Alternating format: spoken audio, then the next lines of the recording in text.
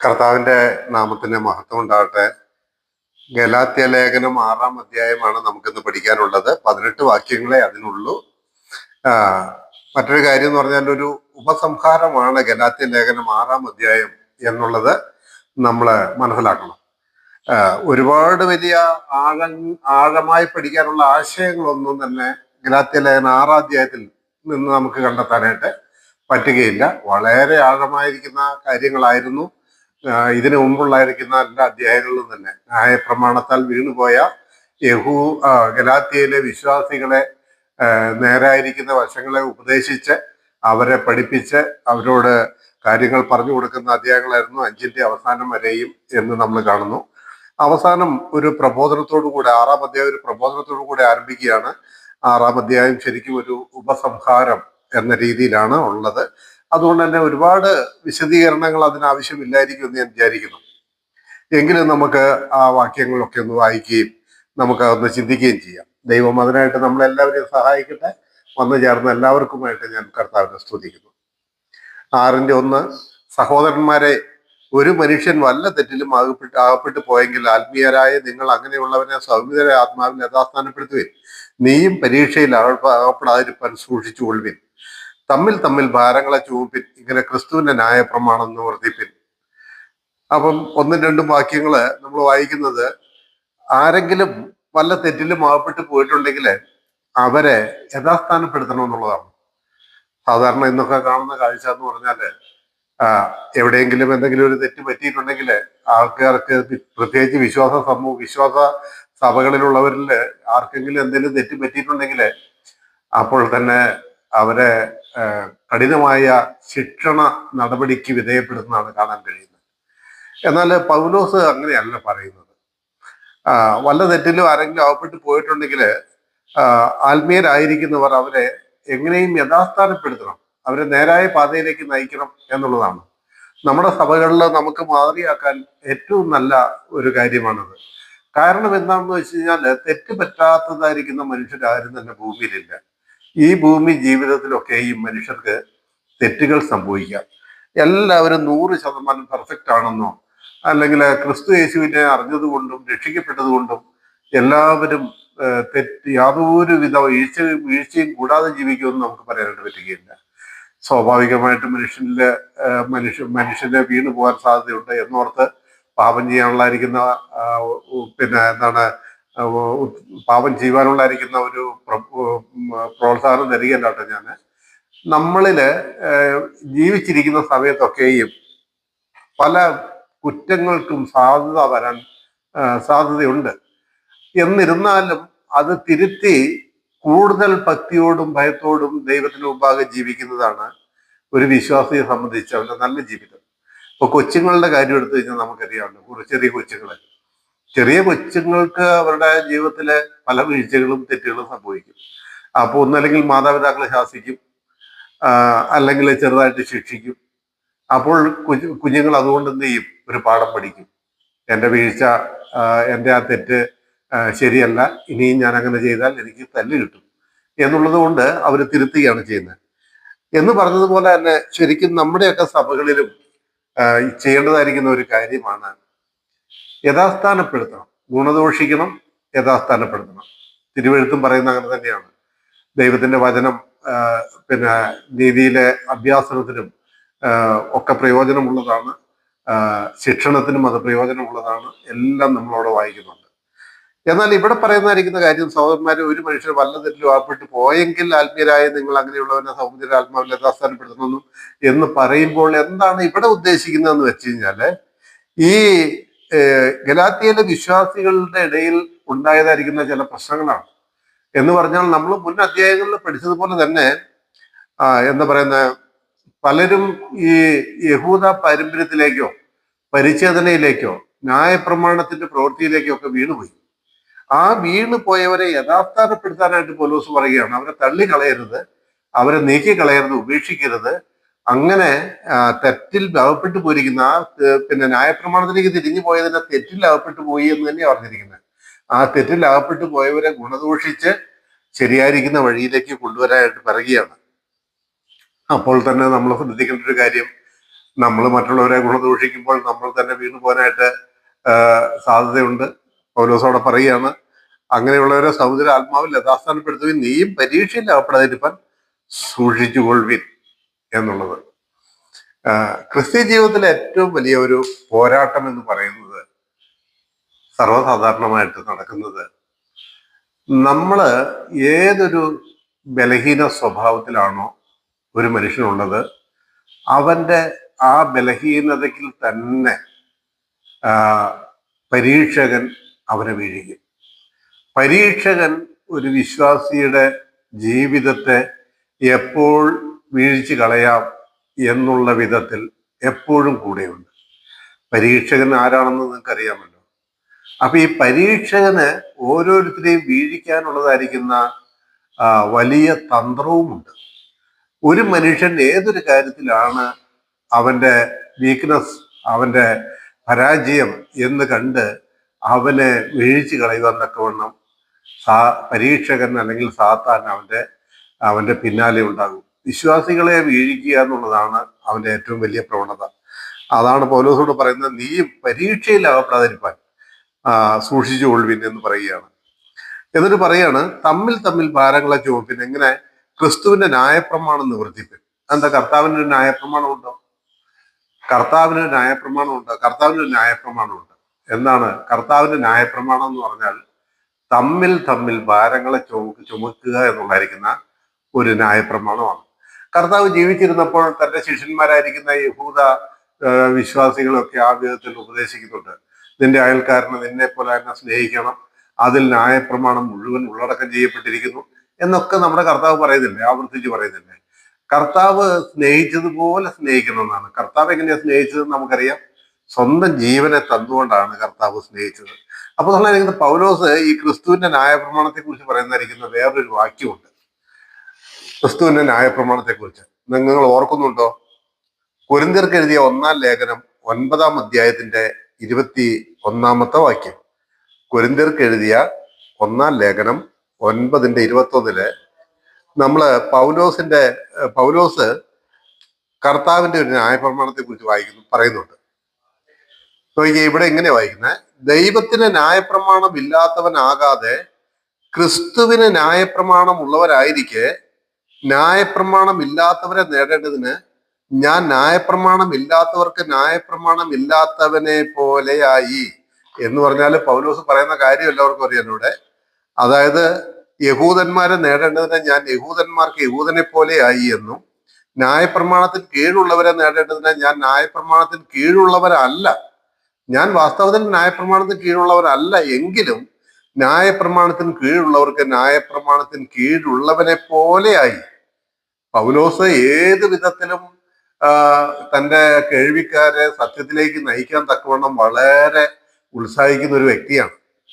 എന്നിട്ട് അത് പറഞ്ഞിട്ട് പൗലോസ് പറയാണ്, ദൈവത്തിന് ന്യായപ്രമാണം ഇല്ലാത്തവനാകാതെ ക്രിസ്തുവിന് ന്യായപ്രമാണം ഉള്ളവനായിരിക്കെ. ക്രിസ്തുവിന് ന്യായപ്രമാണം ഉള്ളവരാണ് നമ്മളെല്ലാവരും എന്ന് പറയുന്നത്. പൗലോസ് അടക്കം നമ്മളെല്ലാവരും ക്രിസ്തുവിന്റെ ന്യായപ്രമാണം ഉള്ളവരാണ്. അത് നമ്മൾ മനസ്സിലാക്കിയിരിക്കണം.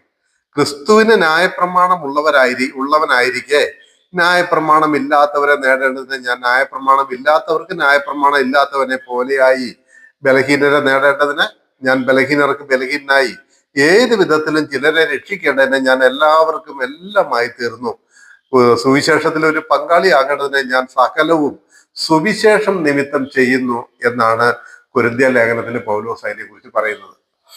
അപ്പം നമ്മൾ മനസ്സിലാക്കേണ്ടത്, നമ്മൾ ശ്രദ്ധിക്കേണ്ട ഒരു കാര്യം എന്ന് പറഞ്ഞാല് സുവിശേഷത്തിന്റെ സാക്ഷികളാണ് നമ്മൾ. സുവിശേഷത്തിന്റെ സാക്ഷികളായിരിക്കുക എന്ന് പറഞ്ഞാൽ പല സ്വഭാവക്കാരെയും പല വിശ്വാസങ്ങളും പല ആചാരങ്ങളും പല രീതികളും ഒക്കെ ഉള്ളവരെയാണ് നമുക്ക് അഭിമുഖീകരിക്കേണ്ടി വരുന്നത്. നമ്മൾ ഒരു പ്രാവശ്യം പറഞ്ഞു, 2 പ്രാവശ്യം പറഞ്ഞു, 10 പ്രാവശ്യം പറഞ്ഞാലും ചിലപ്പോൾ നമ്മൾ പറയുന്ന കാര്യങ്ങൾ സ്വീകരിക്കാൻ പലരും മനസ്സായിക്കൊള്ളുന്നില്ല. എന്നാലും പൗലോസിന്റെ ഈ മനോഭാവം നമ്മളിൽ വേണം. എന്ന് പറഞ്ഞാല് അവരെ വീണ്ടും വീണ്ടും സൗമ്യതയുടെ ആത്മാവിൽ ഉപദേശിച്ച് ഈ സത്യത്തെ അവർക്ക് ബോധ്യപ്പെടുത്തി കൊടുക്കാനുള്ളതായിരിക്കുന്ന മനസ്സ് വേണം. അപ്പൊ പൗലോസ് ഇവിടെ പറയുന്നതായിരിക്കുന്ന കാര്യം, പൗലോസ് ഇവിടെ പറയാണ്, പിന്നെ തമ്മിൽ തമ്മിൽ ഭാരങ്ങളെ ചുമപ്പിൻ, ഇങ്ങനെ ക്രിസ്തുവിന്റെ ന്യായപ്രമാണം നിവർത്തിപ്പിൻ എന്ന് പറയുകയാണ്. നമ്മൾ മനസ്സിലാക്കുക, നമ്മുടെ സഭയിലാകട്ടെ, നമ്മുടെ വിശ്വാസ കൂട്ടായ്മയിലാകട്ടെ, ഒരാൾക്ക് ഒരു ബുദ്ധിമുട്ട്, ഒരു പ്രയാസം നേരിട്ടാൽ തീർച്ചയായിട്ടും അത് നമ്മുടെ കൂടെ പ്രയാസവും ബുദ്ധിമുട്ടും ആയിരിക്കണം. അതുകൊണ്ടല്ലേ കൊരിന്ത്യലേഖനത്തിലൊക്കെ പൗലോസ് പറയുന്നത്, ഒരു ശരീരമാക്കി വെച്ചിരിക്കുന്നു എന്ന് പറഞ്ഞാൽ, ഒരു ശരീരത്തിന്റെ ഒരു അവയവത്തിന് മാനം വന്നാൽ അത് ശരീരത്തിന്റെ എല്ലാ അവയവത്തിനും ആ മാനം ലഭിക്കും. ഒരവയവത്തിന് എന്തെങ്കിലും ഒരു വേദന തട്ടിയാൽ ആ ശരീരത്തിന്റെ ബാക്കി അവയവങ്ങൾക്കെല്ലാം വേദന തട്ടും. ഇതൊരു ശരീര ബന്ധമാണ്. നമ്മുടെ ക്രിസ്തീയ ജീവിതത്തിന്റെ തമ്മിലുള്ള ബന്ധം ഒരു ശരീരത്തിന്റെ അവയവങ്ങൾ എന്ന പോലെയുള്ള ബന്ധമാണ്. അപ്പോൾ ആ ബന്ധത്തിനൊരു പ്രത്യേകതയുണ്ട്. മറ്റുള്ളവരുടെ ആവശ്യങ്ങളും മറ്റുള്ളവരുടെ ബുദ്ധിമുട്ടുകളും നമ്മുടേതുകൂടെ ആയിരിക്കണം. ഇതൊരു പ്രബോധനമായിട്ട് പൗലോസ് പറയുകയാണ്. അപ്പം അവനെന്തെങ്കിലും സംഭവിക്കട്ടെ, എനിക്കെന്ത് വേണം എന്ന് പറഞ്ഞ് കണ്ണടയ്ക്കാനായിട്ട് നമുക്ക് പറ്റുകയില്ല. ഏറ്റവും കുറഞ്ഞ പക്ഷം സാമ്പത്തികമായിട്ട് കൊടുത്ത് സഹായിക്കാൻ പറ്റില്ലെങ്കിൽ പോയി ഒരു പ്രയാസത്തിലിരിക്കുന്ന വ്യക്തിയെ സന്ദർശിക്കാനോ അവർക്ക് വേണ്ടി പ്രാർത്ഥിക്കാനോ എങ്കിലും നമുക്ക് കഴിയണമല്ലോ. അതൊക്കെ നമ്മൾ കാണിക്കുന്ന, നമ്മുടെ ശരീരത്തിന്റെ അവയവത്തോട് കാണിക്കുന്ന കൂട്ടായ്മയല്ലേ, ഭാരങ്ങളെ ചുമക്കലല്ലേ. ഏത് വിധത്തിലായാലും മറ്റുള്ളവരെ ആ വിധത്തിൽ സഹായിക്കണം. ഇത് ക്രിസ്തുവിന്റെ ന്യായപ്രമാണമാണെന്ന് പറയുന്നത്. അത് ക്രിസ്തുവിന്റെ ന്യായപ്രമാണമാണ്. അപ്പൊ ക്രിസ്തുവിന്റെ ന്യായപ്രമാണം നമുക്കുണ്ട്. പഴയ നിയമത്തിലെ മോശവാദം കൂടുതലായിരിക്കുന്ന ന്യായപ്രമാണം നമുക്കില്ല. ആ ന്യായപ്രമാണത്തിൽ വീണ് പോകരുത് എന്ന് പൗലോസ് കർക്കശമായും ഇതിനു മുമ്പുള്ള അധ്യായങ്ങളിൽ പറഞ്ഞ് നമുക്കറിയാം. എന്നാൽ നമുക്കെല്ലാവർക്കും ക്രിസ്തുവിന്റെ ന്യായപ്രമാണമുണ്ട്. ക്രിസ്തുവിന്റെ ന്യായപ്രമാണം എന്താണെന്ന് ചോദിച്ചാൽ, തമ്മിൽ ഭാരങ്ങളെ ചുമക്കുക എന്നുള്ള, സഹോദരന്മാർക്കും സഹോദരിമാർക്കും അവരുടെ ആവശ്യങ്ങളിൽ നമ്മൾ കൂട്ടായ്മ കാണിക്കുക, നമ്മൾ അവരെ സഹായിക്കുക, സംരക്ഷിക്കുക. ഇതാണ് അവിടെ ചെയ്യേണ്ടത്. ഇതൊന്നും ഞാൻ അധികം വിശദീകരിക്കാതെ നിങ്ങൾക്ക് അറിയാമല്ലോ, വായിച്ചാൽ തന്നെ അറിയാമല്ലോ. അതിന്റെ 3-ാം വാക്യം, താൻ അല്പനായിരിക്കെ മഹാനാകുന്നു എന്ന് ഒരുത്തൻ നിരൂപിച്ചാൽ തന്നെത്താൻ വഞ്ചിക്കുന്നു. ഓരോരുത്തൻ താന്റെ പ്രവൃത്തി ശോധന ചെയ്യട്ടെ, എന്നാൽ അവൻ തന്റെ പ്രശംസ മറ്റൊരുത്തിനെ കാണിക്കാതെ തന്നിൽ തന്നെ അടക്കി വെക്കും. ഓരോരുത്തൻ താന്റെ ചുമട് ചുമക്കുമല്ലോ. അതായത് പൗലോസ് പറഞ്ഞു വരുന്ന കാര്യങ്ങൾ നോക്കിയേ. ആരും ഇവിടെ ആരും ഇവിടെ വലിയവരല്ലെന്ന് പറഞ്ഞു. എല്ലാവരും അല്പന്മാരോ അല്ലെങ്കിൽ അത്രത്തോളം ഉള്ളെന്ന് പറഞ്ഞു. ആരെവിടെ വലിയവര്? നമ്മുടെ ഇടയിലേക്ക് നോക്കിയിട്ട് ആരെ വലിയവരെന്ന് വിളിക്കാൻ പറ്റുക, വലിയവരെന്ന് വിളിക്കാൻ പറ്റുക, വലിയ ശ്രേഷ്ഠൻ എന്ന് വിളിക്കാൻ പറ്റുക? താൻ അല്പനായിരിക്കെ, പൗലോസ് പറയാണ്, താൻ അല്പനായിരിക്കെ മഹാനാവുന്നു എന്ന് ഒരുത്തൻ നിരൂപിച്ചാൽ തന്നെത്താൻ വഞ്ചിക്കുന്നു എന്ന് പറയുന്നത്. ഞാൻ എന്തോ ഒരു സംഭവം കേട്ടോ എന്ന് പറയുന്നതായിരിക്കുന്ന ആ രീതി ഒരു വിശ്വാസ ജീവിതത്തിന് കൊള്ളുന്നതേ അല്ല. നമ്മളാരും അങ്ങനെ പറയില്ല എന്ന് എനിക്കറിയാം. അപ്പൊ അതുകൊണ്ട് തന്നെ നമ്മളെ കുറിച്ച് തന്നെ മനസ്സിലാക്കുക. ഈ ഒന്നുമില്ലാത്ത സ്ഥിതിയിലും എന്നെയും നിങ്ങളെയും ദൈവം സ്നേഹിച്ചതുകൊണ്ടല്ലേ നമ്മൾ വല്ലതുമായിരിക്കുന്നത്. അല്ലായിരുന്നെങ്കിലുള്ള നമ്മുടെ സ്ഥിതി എന്താ? ദൈവത്തിന്റെ ഈ തെരഞ്ഞെടുപ്പിൽ നമ്മൾ ഇല്ലായിരുന്നെങ്കിലുള്ള സ്ഥിതി എന്താ? അപ്പൊ നമ്മളെല്ലാവരും ഒന്നുമല്ല. അപ്പൊ താൻ അല്പനായിരിക്കെ മഹാനാവുന്നു എന്ന് ഒരുത്തൻ നിരൂപിച്ചാൽ തന്നെത്താൻ വഞ്ചിക്കുകയാണ്. എന്നിട്ട് താഴേക്ക് പറഞ്ഞ എന്താണെന്നറിയോ? ഓരോരുത്തരും താന്റെ പ്രവൃത്തി ശോധന ചെയ്യട്ടെ, എന്നാൽ അവൻ തന്റെ പ്രശംസ മറ്റൊരുത്തിനെ കാണിക്കാതെ തന്നിൽ തന്നെ അടക്കി വെക്കും എന്ന് പറഞ്ഞാല് മനസ്സിലാക്കേണ്ട ഒരു കാര്യം, നമ്മൾ ഓരോരുത്തരും നമ്മുടെ ജീവിതം നമ്മൾ തന്നെ ഒന്ന് ശോധന കഴിച്ചാൽ, ശരിക്കും ശോധന കഴിക്കണം എന്ന പൗലോസാണ്. നമ്മൾ ഓരോരുത്തരും നമ്മുടെ ജീവിതം ശോധന കഴിക്കണം. അപ്പൊ മനസ്സിലാവും, അയ്യോ ഞാൻ എൻ്റെ ആ സഹോദരനേക്കാളും അല്ലെങ്കിൽ ആ സഹോദരിയെക്കാളും ഞാൻ എന്തുമാത്രം കുറവുള്ളവനാണ് എന്ന് ബോധ്യം വരും. അങ്ങനെ സ്വയം ബോധ്യം വരുമ്പോഴാണ് പിന്നെ അവന് പ്രശംസയ്ക്ക് സ്ഥാനമില്ലാതെയാവുള്ളൂ. ഈ ആത്മപ്രശംസക്കാര് അല്ലെങ്കിൽ സ്വയം പ്രശംസക്കാരെല്ലാം ശരിക്കും മഹാൻ എന്ന് നടിക്കുന്നവരാണ്. ഞാൻ എന്തൊക്കെ ഒരു സംഭവമാണെന്ന് അറിയാതെയെങ്കിലും പറഞ്ഞു പോകുന്നവരാണ് ആത്മപ്രശംസക്കാര്. അല്ലാത്തവർക്ക് അത് പറയാണ്ട് പറ്റുകയില്ല. അപ്പൊ ആത്മപ്രശംസ ഇല്ലാതിരിക്കണമെങ്കിൽ എന്ത് ചെയ്യാനാ പറഞ്ഞേ? നമ്മൾ ഓരോരുത്തരും ചെയ്യുന്ന നമ്മുടെ ജീവിതത്തിന്റെ നമ്മുടെ പരാജയങ്ങളെ മനസ്സിലാക്കാൻ, കണക്ക് കൂട്ടാൻ നമുക്കൊരു പ്രാപ്തിയാണ്. അയ്യോ അവിടെ എനിക്ക് തെറ്റി, ഇവിടെയും തെറ്റി, അപ്പുറത്തും തെറ്റി, അയ്യോ എവിടെ നോക്കിയാലും കർത്താവിന് കൊള്ളാവുന്ന വിധത്തിലുള്ള പൂർണ്ണമായ ഒരു ജീവിതമൊന്നും എനിക്ക് പറ്റുന്നില്ലല്ലോ എന്ന് എനിക്ക് എന്നെ കുറിച്ച് തന്നെ ബോധം വരുമ്പോൾ, അങ്ങനെ ബോധം വരുന്നവൻ തന്റെ പ്രശംസ മറ്റൊരുത്തിനെ കാണിക്കാതെ തന്നിൽ തന്നെ അടക്കി വെക്കും. ആ ബോധ്യം വരാത്തവന്മാരാ പ്രശംസിക്കുന്നവര്, സ്വയം പ്രശംസിക്കുന്നവര്. അപ്പോൾ ഇത് പൗലോസിലൂടെ പറയാനുള്ള കാരണം, ഈ ഗലാത്യയിലുള്ള പ്രശ്നം എന്ന് പറഞ്ഞാല് എന്താ, ഞാൻ ഇപ്പൊ ആദ്യമൊക്കെ പറഞ്ഞില്ലേ, മറ്റുള്ള അതായത് യെരുശലേമിലെ സഭയിൽ നിന്ന് വന്ന് കുറെ ന്യായപ്രമാണത്തിന്റെ ഉപദേശം ഈ സഭയിലുള്ള പലരുടെയും കാതുകളിൽ അവര് കൊണ്ടുവന്ന് കടത്തി കഴിഞ്ഞപ്പോൾ പിന്നെ ഇവിടെ വലിയ ഉപദേഷ്ടാക്കന്മാർ എഴുന്നേറ്റു. ഗലാത്യ സഭയില് ഞങ്ങള് വലിയ സംഭവമാണ്, പൗലോസ് പറയുന്നൊന്നും കേട്ടാ പോരാ, ഞങ്ങൾ പറയുന്നത് കേൾക്കണം, ഇത് നേരിട്ടുള്ള 12 അപ്പോസ്തലന്മാരുടെ ഉപദേശമാണ്, ന്യായപ്രമാണം ഇല്ലാതെ നമുക്ക് ആർക്കും പിടിച്ചിരിക്കാൻ പറ്റുകയില്ല, ന്യായപ്രമാണത്തെ കവച്ചു വെച്ചുകൊണ്ട് പൗലോസിന്റെ ഉപദേശം അംഗീകരിച്ച പോരാന്ന് പറഞ്ഞ് ഗലാത്യ സഭയില് ചില ആത്മപ്രശംസക്കാരെ എഴുന്നേറ്റു. അപ്പോൾ അവർക്ക് താക്കീത് കൊടുക്കുന്നതായിരിക്കുന്ന നല്ലൊരു പ്രബോധനമാണ് പൗലോസ് ഇവിടെ ചെയ്യുന്നത്. എന്നാൽ നമ്മളെ സംബന്ധിച്ചും നമുക്കിത് തീർച്ചയായിട്ടും മനസ്സിലാക്കാവുന്നേ ഉള്ളൂ, നമ്മളാരും ഒന്നുമല്ല എന്നുള്ളത്. അത് പറഞ്ഞിട്ട് മറ്റൊരുത്തിനെ കാണിക്കാതെ, എന്നാൽ അവൻ തന്റെ പ്രശംസ മറ്റൊരുത്തിനെ കാണിക്കാതെ തന്നിൽ തന്നെ അടക്കി വെക്കും, ഓരോരുത്തൻ താന്റെ ചുമട് ചുമക്കുമല്ലോ. എത്ര രസകരമായിട്ടാണ് ആ കാര്യം പറഞ്ഞ് അവസാനിപ്പിക്കുന്നതെന്ന് ചോദിക്കേ. ഓരോരുത്തൻ താന്റെ ചുമട് ചുമക്കുമല്ലോ എന്ന് പറഞ്ഞാൽ എന്താണെന്നറിയാമോ?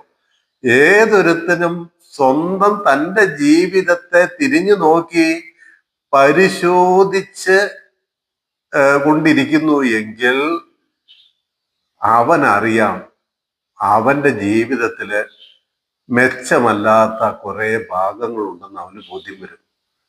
ആ ചുമട് അവന്റെ ശിരസിലുണ്ടെന്ന് അവന് ബോധ്യം വരും. ഓരോരുത്തരും താന്റെ ചുമട് ചുമക്കുമല്ലോ എന്ന് പറഞ്ഞത് ആ അർത്ഥത്തിലാണ്. ശരി, അതിൽ ഞാൻ അവിടെ നിൽക്കുന്നില്ല. 6-ാം വാക്യത്തിലേക്ക് വരാം. വചനം പഠിപ്പിക്കുന്നവൻ എല്ലാ നന്മയിലും ഓഹരി കൊടുക്കണം, വഞ്ചനപ്പെടാതിരിപ്പിൻ, ദൈവത്തെ പരിഹസിച്ചുകൂടാ, മനുഷ്യൻ വിതയ്ക്കുന്നത് തന്നെ കൊയ്യും. വചനം പഠിപ്പിക്കുന്നവൻ എല്ലാ നന്മയിലും ഓഹരി കൊടുക്കണം. ഓഹരി ദശാംശം അല്ല കേട്ടോ. ആരെങ്കിലും നിങ്ങൾ ദശാംശം കൊടുക്കണം എന്ന് പറഞ്ഞ് ഉപദേശിച്ചാൽ നിങ്ങൾ ആ വാക്ക് കേൾക്കരുത് ദയവ് ചെയ്തിട്ട്.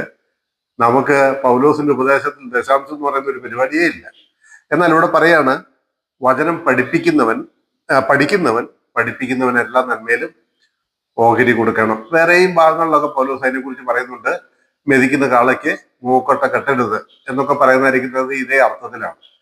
അപ്പം തീർച്ചയായിട്ടും ഞാൻ പറയുന്നത്, ആ വിധത്തില് മറ്റുള്ളവരെ ഇല്ലായ്മയിൽ സഹായിക്കാൻ അല്ലെങ്കിൽ ശുശ്രൂഷകരെ സഹായിക്കാനൊക്കെ എല്ലാവർക്കും ഉത്തരവാദിത്തമുണ്ട്. അപ്പോൾ ഇത് പറയുമ്പോൾ നിങ്ങളാരും ഞാനെന്തെങ്കിലും സഹായത്തിന് വേണ്ടി പറയാതെ എന്നെ കുറിച്ച് പറഞ്ഞേക്കല്ലോ കേട്ടോ. ദയവ് ചെയ്തിട്ട് ഞാൻ ആരുടെയും സഹായം പ്രതീക്ഷിക്കാത്തൊരു മനുഷ്യനാണ്. അപ്പൊ അതുകൊണ്ട് അങ്ങനെ വിചാരിച്ചേക്കല്ലേ. എന്നാലും നമ്മുടെയൊക്കെ സഭകളില് ഒരുപക്ഷെ വളരെ ദരിദ്രരായിരിക്കുന്ന ശുശ്രൂഷകർ കാണുമായിരിക്കാം. അങ്ങനെയുള്ളവരെ സഹായിക്കാനായിട്ട് മറ്റുള്ളവർക്ക് ഉത്തരവാദിത്വം ഉണ്ട് എന്നുള്ളതായിരിക്കുന്ന ഒരു കാര്യം പറയുകയാണ്. എന്നിട്ട് പറയാണ്, പെടാതിരിപ്പിൻ, ദൈവത്തെ പരിഹസിച്ചുകൂടാ, മനുഷ്യൻ വിതയ്ക്കുന്നത് തന്നെ കൊയ്യും. ജഡത്തിൽ വിതയ്ക്കുന്നവൻ ജഡത്തിൽ നിന്ന് നാശം കൊയ്യും, ആത്മാവിൽ വിതയ്ക്കുന്നവൻ ആത്മാവിൽ നിന്ന് നിത്യജീവനെ കൊയ്യും. നന്മ ചെയ്യുകയിൽ നാം മടുത്തു പോകരുത്, തളർന്നു പോയാൽ തക്ക സമയത്ത് നാം കൊയ്യും. ദൈവത്തെ പരിഹസിക്കരുത്, മനുഷ്യൻ വിതയ്ക്കുന്നത് തന്നെ കൊയ്യും. ലുബ്ധനായിട്ട് ജീവിക്കുന്ന ഒരു മനുഷ്യന്, ഒരു വിശ്വാസിക്ക് പലപ്പോഴും അവന്റെ ജീവിതം പോലും ഒരു ദരിദ്രാവസ്ഥയിലായിരിക്കും. ഞാൻ പറയുന്നത് മനസ്സിലാകുന്നുണ്ടോ? ലുബ്ധനായിട്ട് ജീവിക്കുന്ന ഒരു മനുഷ്യൻ, എന്നാല് തനിക്കുള്ളത് കൊണ്ട് സംതൃപ്തനായി അതുകൊണ്ട് മറ്റുള്ളവരെ അല്ലെങ്കിൽ ശുശ്രൂഷകരെ സഹായിക്കുകയൊക്കെ ചെയ്യുന്നവർക്ക് അവരുടെ ജീവിതവും ഒരുവിധം സംതൃപ്തകരമായിരിക്കും, അനുഗ്രഹീതമായിരിക്കും. അത് പറഞ്ഞിട്ടാണ് ഇവിടെ താഴേക്ക് ഇത് പറയുന്നതെന്ന് ഓർക്കണം. ഏത് പറഞ്ഞിട്ട്? വചനം പഠിക്കുന്നവൻ പഠിപ്പിക്കുന്നവൻ എല്ലാ നന്മയിലും ഓഹരി കൊടുക്കണം. വഞ്ചനപ്പെടാതിരിപ്പിൻ, ദൈവത്തെ പരിഹസിച്ചുകൂടാ. എന്ന് പറഞ്ഞാൽ ദൈവത്തെ പറ്റിക്കാൻ പറ്റുകയില്ലെന്ന്. ദൈവത്തെ പരിഹസിക്കുക എന്നുള്ള ആ വാക്കിന് അതിന്റെ ശരിയായ വിവർത്തനം എങ്ങനെയാണ്? ദൈവത്തെ പറ്റിക്കാൻ പറ്റുകയില്ല.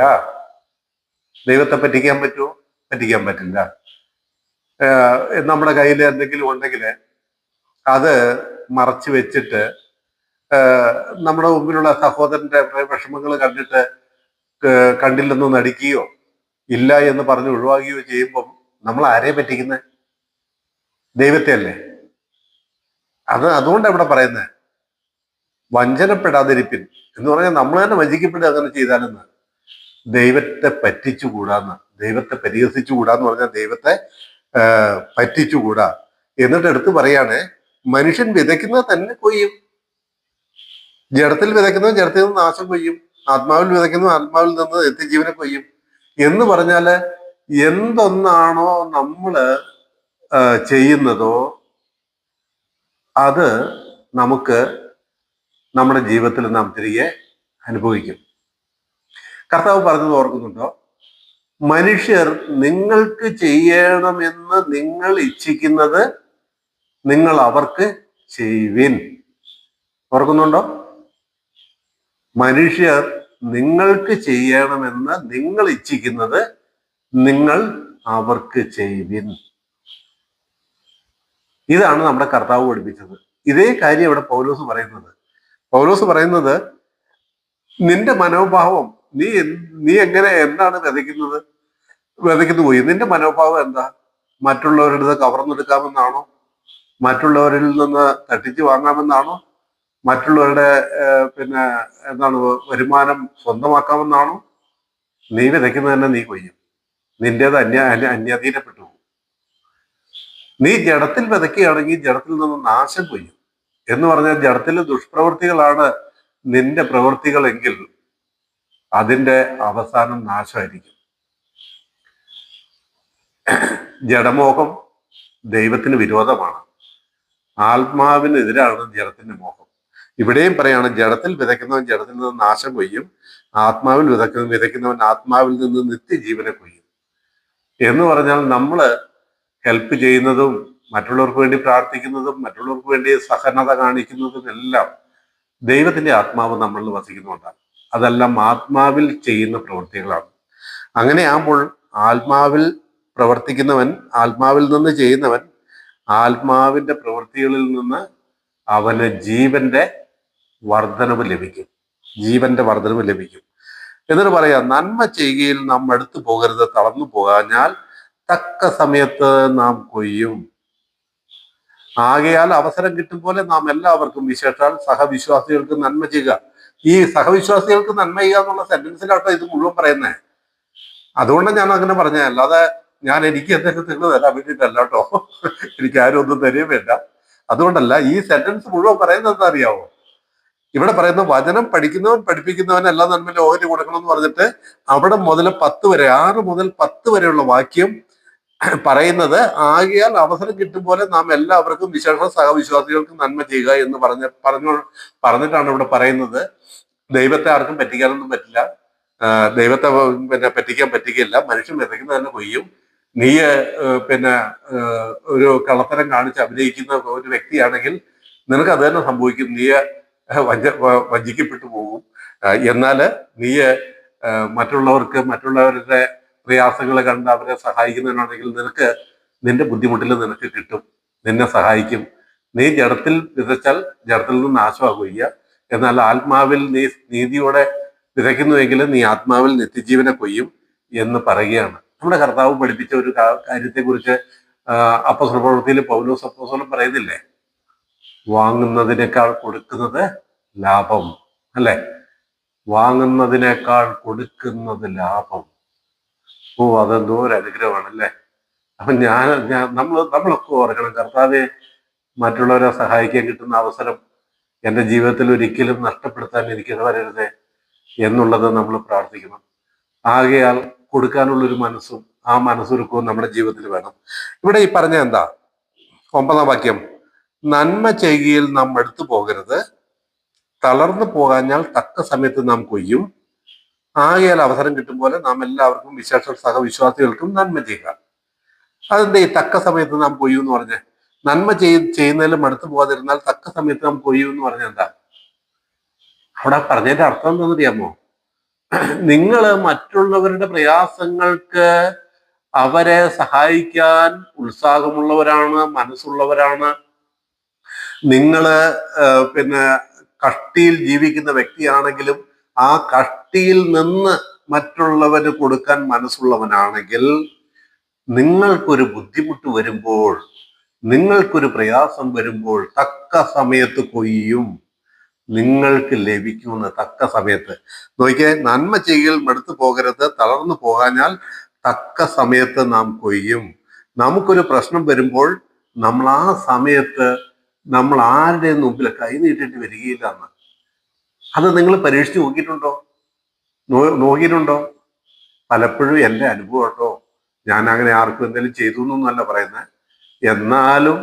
എന്നാലും എനിക്ക് കർത്താവ് അങ്ങനെ ഒരു താല്പര്യമൊക്കെ തന്നിട്ടുണ്ട്. ആരെങ്കിലും എന്നോട് ചോദിച്ചില്ല എന്ന് പറയാൻ ഞാൻ ഒരിക്കലും ഒരുക്കമല്ല. പറ്റുന്ന മാതിരി എന്തെങ്കിലുമൊക്കെ ചെയ്യാറുണ്ട്.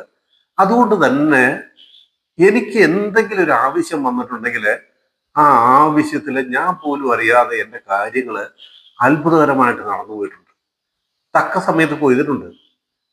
നന്മ ചെയ്യുകയിൽ നാം മടുത്തു പോകരുത്. മടുത്തു പോകാഞ്ഞാൽ തക്ക സമയത്ത് നാം കൊയ്യും.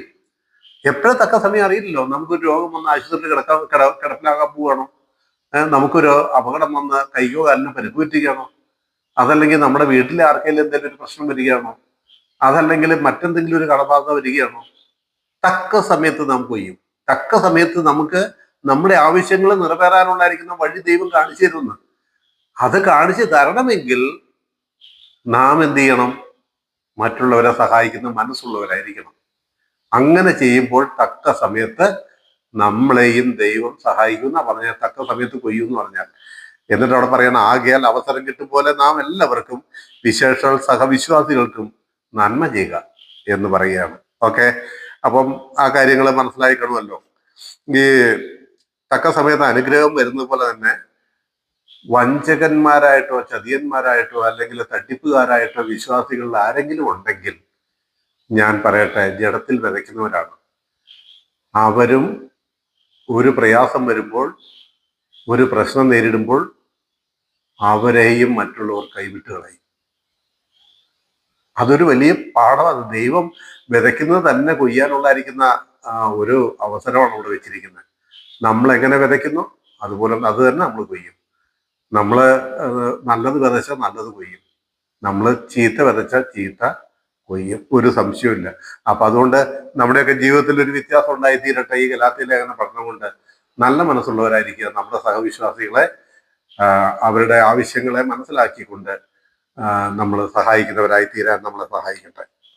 ഓക്കെ, 11-ാം വാക്യം നോക്കുവിൻ, എത്ര വലിയ അക്ഷരമായി ഞാൻ നിങ്ങൾക്ക് സ്വന്തം കൈകൊണ്ട് തന്നെ എഴുതിയിരിക്കുന്നു. പൗലോസ് സ്വന്തം കൈകൊണ്ട് തന്നെ എഴുതിയിരിക്കുന്ന ലേഖനമാണ് ഗലാത്യ ലേഖനം. എത്ര വലിയ അക്ഷരമായി. എന്തിനീ വലിയ അക്ഷരം? വലിയ അക്ഷരം എന്നൊക്കെ പറഞ്ഞിരിക്കുന്നത് ഒരു ആലങ്കാരിക പദമായിട്ടല്ലെന്നാ പറയുന്നത്. പൗലോസ് എഴുതുമ്പോൾ വലിയ അക്ഷരമായിട്ടാണ് എഴുതുന്നത്. ഇതിനെക്കുറിച്ച് ചില വ്യാഖ്യാനങ്ങൾ പറയുന്നത് പൗലോസിന് കണ്ണിന് ചെറിയ പ്രശ്നം ഉണ്ടായിരുന്നു, അതുകൊണ്ട് വലുതായിട്ട് എഴുതിയെങ്കിലേ തനിക്ക് തന്നെ കാണാനും വായിക്കാനും പറ്റുള്ളായിരുന്നു. ഇന്നത്തെ മാതിരിയുള്ള ക്ലാസ്സുകളൊന്നും ഒന്നും കാണില്ലല്ലോ, വെള്ളെഴുത്തിന്റെയും മറ്റൊന്നും ക്ലാസ്സുകൾ കാണില്ലല്ലോ.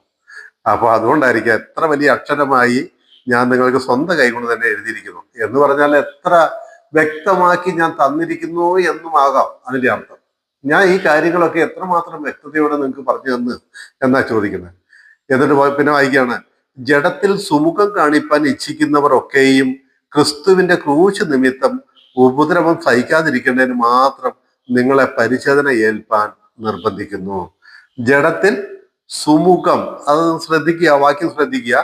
ജഡത്തിൽ സുമുഖം കാണിപ്പാൻ ഇച്ഛിക്കുന്നവർ ഒക്കെയും ക്രിസ്തുവിന്റെ ക്രൂശ് നിമിത്തം ഉപദ്രവം സഹിക്കാതിരിക്കേണ്ടതിന് മാത്രം നിങ്ങളെ പരിച്ഛേദന ഏൽപ്പാൻ നിർബന്ധിക്കുന്നു എന്ന് പറഞ്ഞാല്, ഈ യഹൂദന്മാർക്ക് ഒരു അഹങ്കാരമുണ്ട്. എന്താ അഹങ്കാരം എന്നറിയാമോ? യഹൂദന്മാരുടെ അഹങ്കാരം, ഞങ്ങള് പരിച്ഛേദനയേറ്റവരാണ്, ഞങ്ങള് പരിച്ഛേദനക്കാരാണ്, ശരീരത്തിൽ പരിച്ഛേദന ഏറ്റുകൊള്ളായിരിക്കുന്ന ദൈവത്തിന്റെ ആ കൽപ്പന പാലിക്കപ്പെട്ട ഒരു ശരീരമാണ് എനിക്കുള്ളത്. എൻ്റെ ജീവിതം ദൈവത്തിന്റെ കൽപ്പനയിൽ അടിസ്ഥാനപ്പെട്ടതാണെന്നുള്ളായിരിക്കുന്ന വലിയ ഒരു അഹങ്കാരം ഈ യഹൂദന്മാർക്കുണ്ടെന്ന് പറയുന്നത്.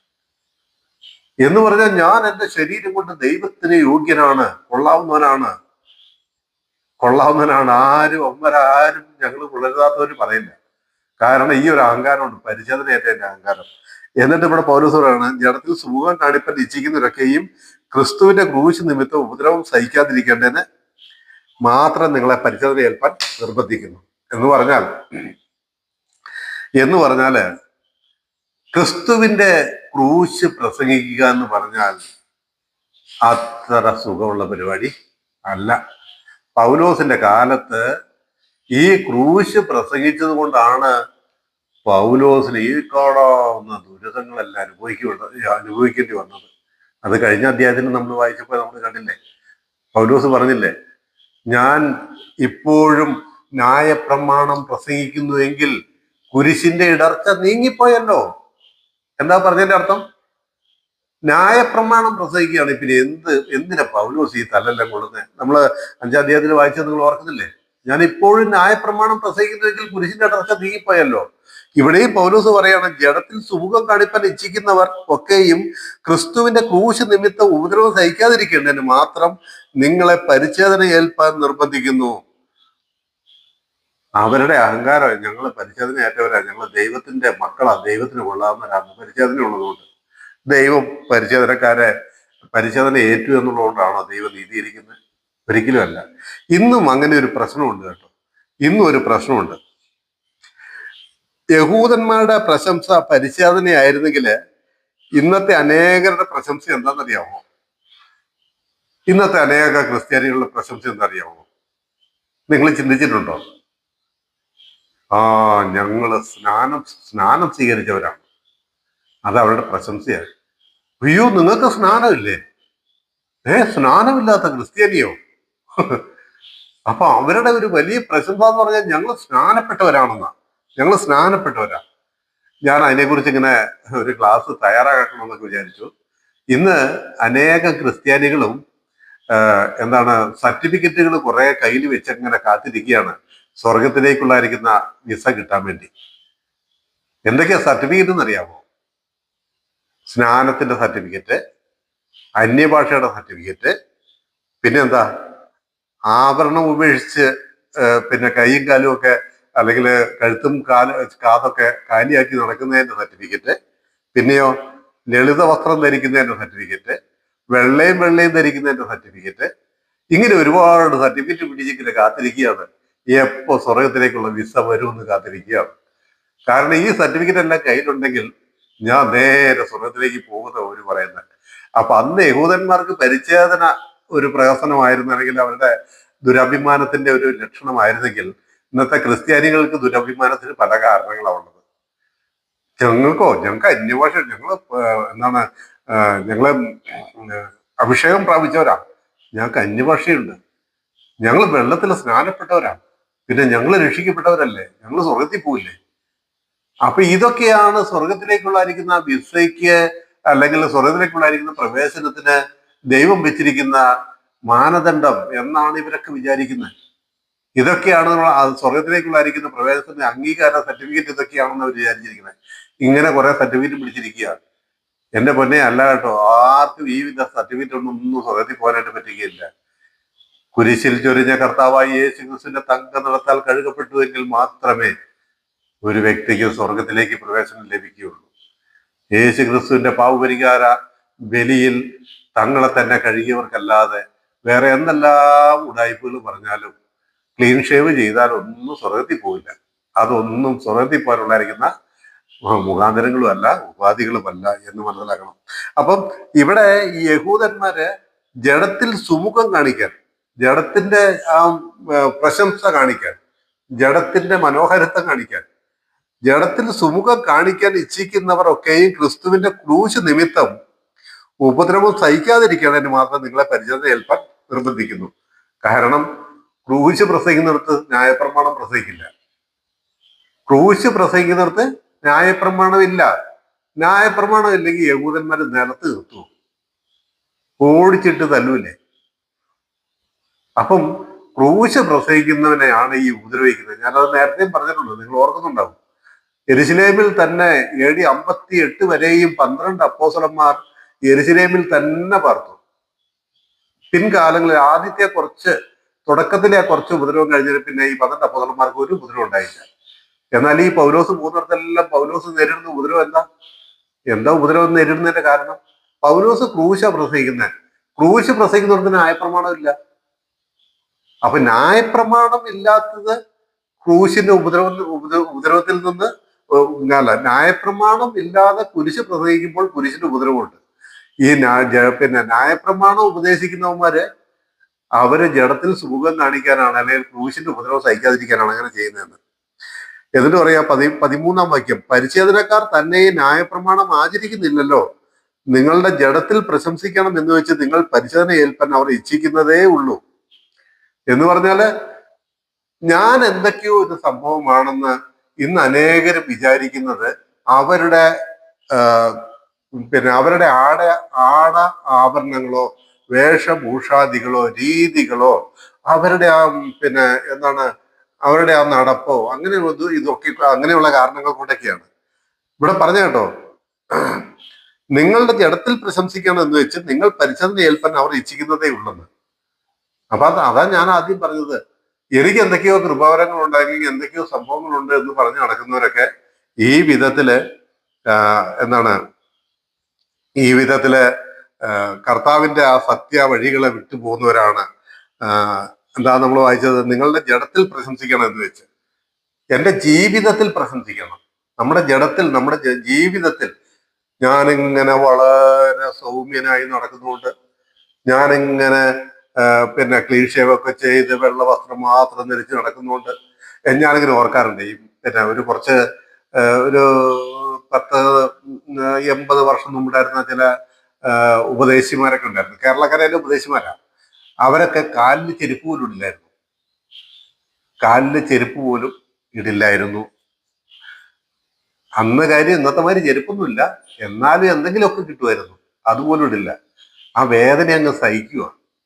കാല് കല്ലിലും മുള്ളിലും ഒക്കെ ചവിട്ടിക്കൊണ്ടുള്ള വേദന സഹിക്കുന്നത് ഒരു നല്ല കാര്യ, കർത്താവിന് പ്രസാദമാണെന്ന് അവരങ്ങ് ധരിച്ചു. ഈ നിങ്ങൾക്കറിയാമോ, കാലിന് ചെരുപ്പിടാത്തവരെ ഞാൻ കേട്ടിട്ടുണ്ട് കേട്ടോ. നഗ്നപാതരായി പമ്പ നദിയുടെ തീരങ്ങളിൽ സുവിശേഷം പറഞ്ഞവരെന്നൊക്കെ ഞാൻ വായിച്ചിട്ടുണ്ട്. അതുകൊണ്ട് ഞാൻ പറഞ്ഞ എനിക്ക് അറിഞ്ഞുകൂടാ അങ്ങനെയാണോ നടന്നതെന്ന് അറിഞ്ഞുകൂടാ. അപ്പം അങ്ങനെ ജഡത്തെ സ്വയം വേദനിപ്പിക്കുന്നത് ദൈവത്തിന് പ്രസാദമാണെന്ന് വിചാരിക്കുന്നത് ഒരു മണ്ടത്തരമാണ്. കൊലോസ്യ ലേഖനത്തിൽ പൗലോസ് അത് വളരെ വ്യക്തമായിട്ട് പറയുകയാണ്, അത് സ്വേച്ഛാരാധനയാണ് എന്ന് പറഞ്ഞാൽ ഈ ഉപവാസവും പട്ടിണി കിടക്കലും 21 ദിവസത്തെ നോമ്പും 40 ദിവസത്തെ നോമ്പും ഈ ചെയ്യലെല്ലാം തന്നെ ഒരു തരം സ്വേച്ഛാരാധന, സ്വയത്തെ ആരാധിക്കലാണ്. എന്റെ ജഡത്തെ ആരാധിക്കില്ല, എന്റെ ജഡത്തെ. ആ വാക്യം നിങ്ങൾക്ക് കാണണോ? ഞാൻ വേണമെങ്കിൽ ഒന്ന് എടുത്ത് വായിച്ച് കേൾപ്പിക്കാം. കൊലോസ്യ ലേഖനം 2-ാം അധ്യായം. കൊലോസ്യ ലേഖനം 2-ാം അധ്യായത്തിന്റെ 16 മുതലുള്ളായിരിക്കുന്ന വാക്യങ്ങൾ. 16 മുതൽ.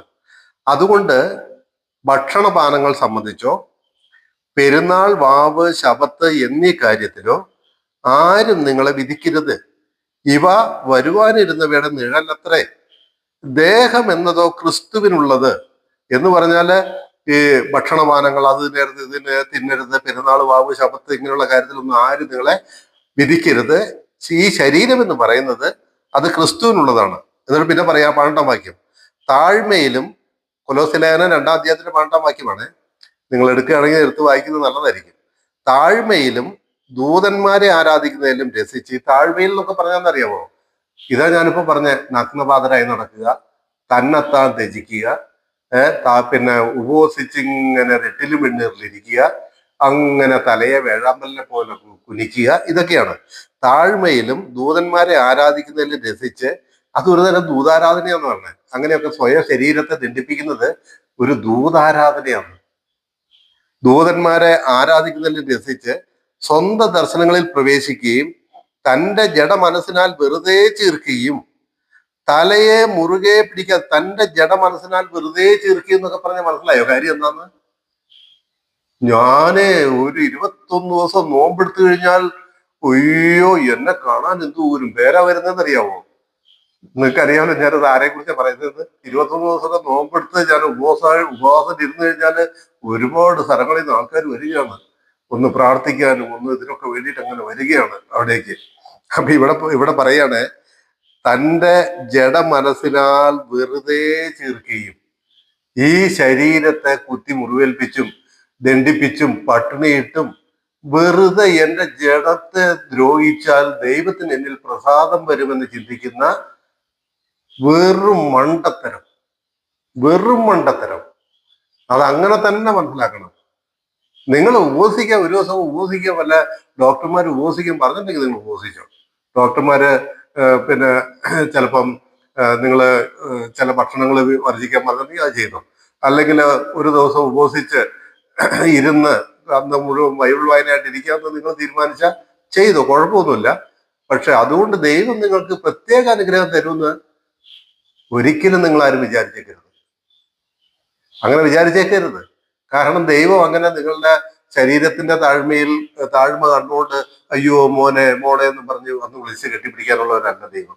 എല്ലാവരുടെയും ഹൃദയം അറിയുന്ന ദൈവം നമ്മുടെ അഭിനയം കൊണ്ടൊന്നും മാറ്റുന്ന അഭിനയത്തെ മാനിക്കുന്നവനല്ല. അപ്പം ഇവിടെ പറയാണ് തന്റെ ജഡ മനസ്സിനാൽ വെറുതെ ചീർക്കുകയും ഞാൻ ഇങ്ങനെയൊക്കെ ചെയ്തുകൊണ്ട് ദൈവം എന്നിൽ പ്രസാദിക്കും.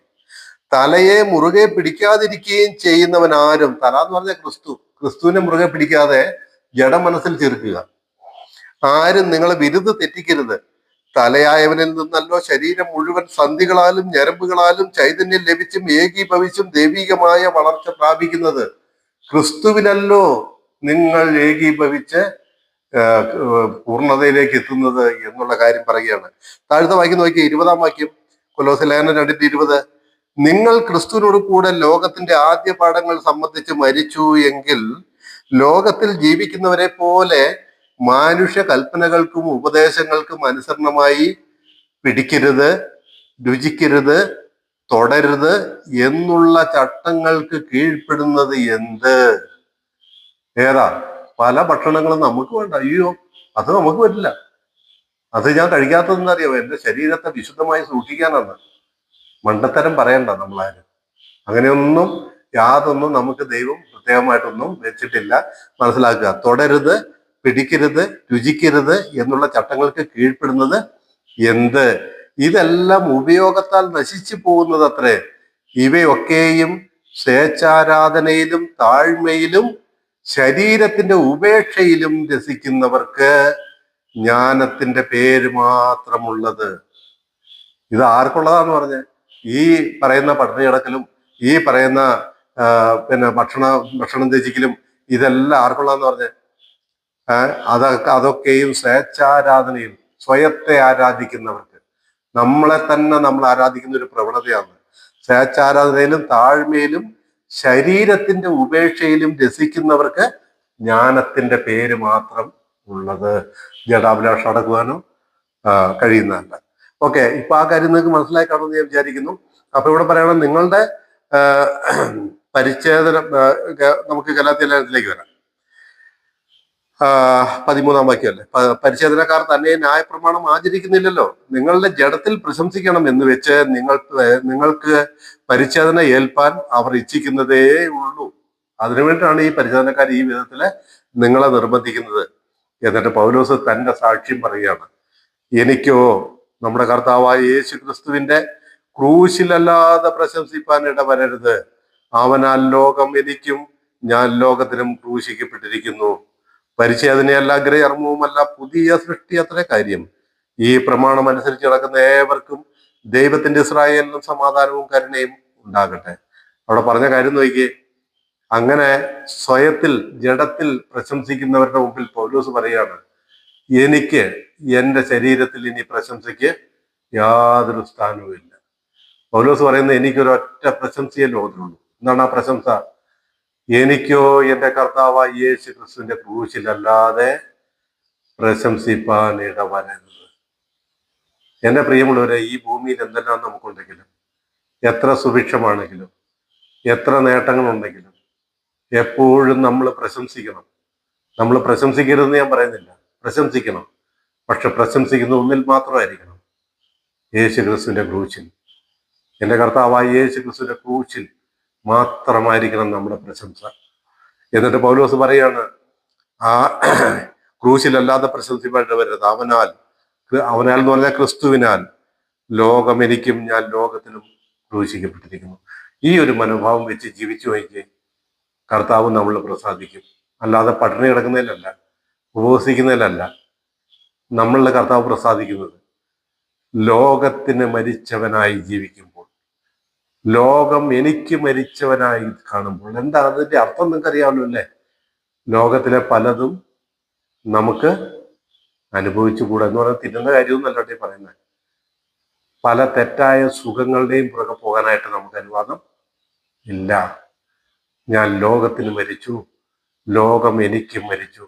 ഇങ്ങനെ തന്നെ കർത്താവിൽ സമർപ്പിക്കുന്ന ഒരു മനുഷ്യന്റെ ജീവിതം കർത്താവിനാൽ സമ്പുഷ്ടപരമായിരിക്കും. അത് നമ്മൾ മനസ്സിലാക്കുക. കർത്താവ് അവനെ കാത്തുകൊള്ളും. പൗലോസ് 15-ാം വാക്യം പറയാണ്, പരിച്ഛേദനയല്ല അഗ്രഹവുമല്ല, പുതിയ സൃഷ്ടി അത്ര കാര്യം.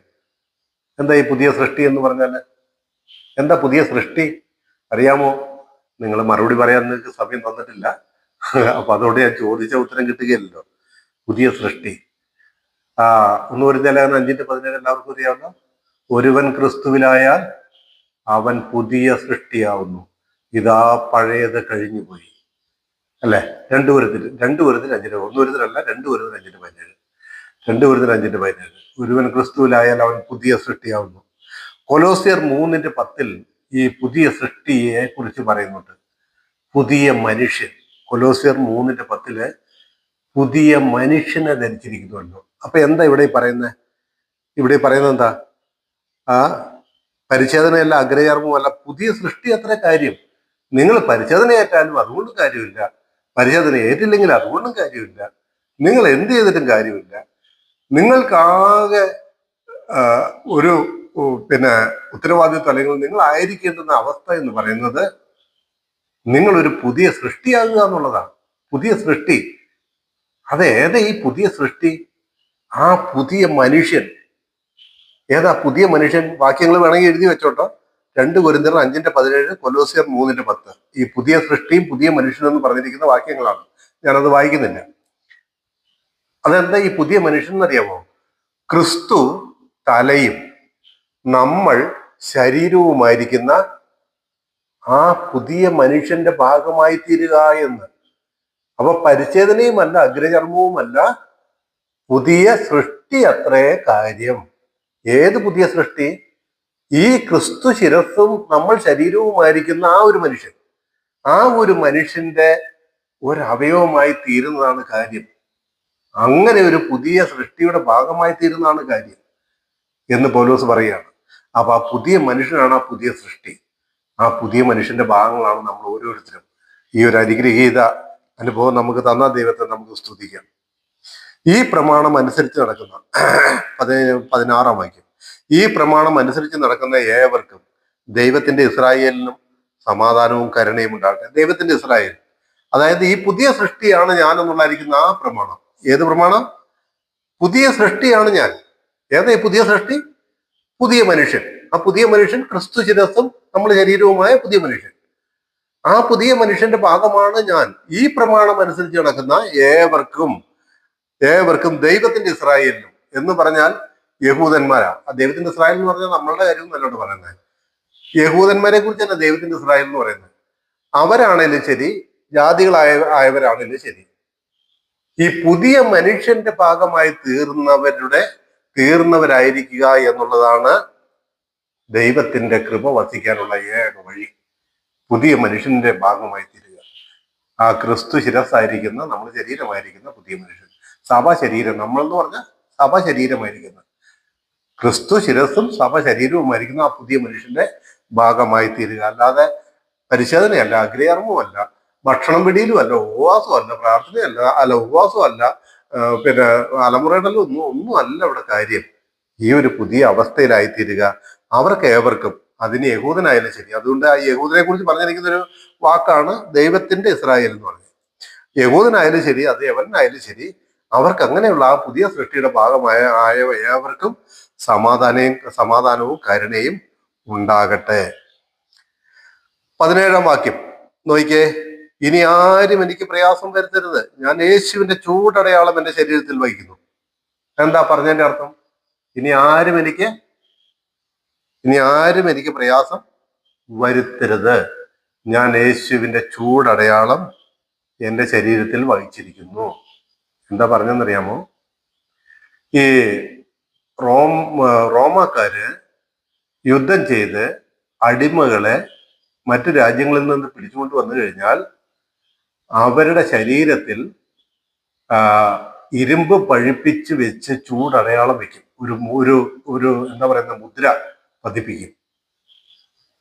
അതായത് റോമാക്കാര് യുദ്ധം ചെയ്ത് കീഴടക്കി കൊണ്ടുവരുന്നതായിരിക്കുന്ന ശത്രു രാജ്യത്തിലെ അടിമകളെ, അവിടുത്തെ സൈന്യങ്ങളിലെ അടിമകളുടെ മേൽ റോമാക്കാര് ഒരു മുദ്ര പതിപ്പിക്കും.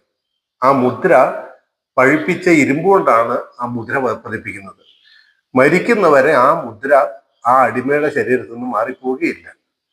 ഈ ഒരു ചിത്രം മനസ്സിൽ വെച്ചുകൊണ്ട് പൗലോസ് പറയുകയാണ്, ഇനി ആരും എനിക്ക് പ്രയാസം വരുത്തരുത്, ഞാൻ യേശുവിന്റെ ചൂടടയാളം എന്റെ ശരീരത്തിൽ വഹിക്കുന്നു.